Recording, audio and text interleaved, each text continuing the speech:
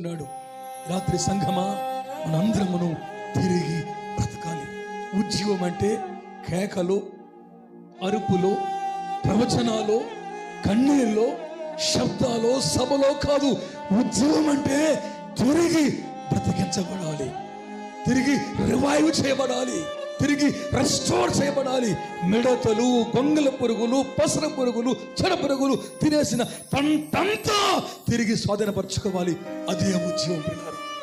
ఈ రాత్రి ఏ ఉద్యోగం లేక నీవు వచ్చావో, ఏ ఉద్యోగాన్ని పోగొట్టుకుని వచ్చావో, ఏ నిర్జీవ స్థితిలో నీవు వచ్చి చచ్చిన ఎముకలతో సమానంగా ఎముకల గూడుగా ఉన్నావో, ఈ రాత్రి నీ ఎముకల గూడు మెదకు దేవుడు ప్రవచనాన్ని ఓదబోతున్నాడు, జీవాన్ని ఓదబోతున్నాడు.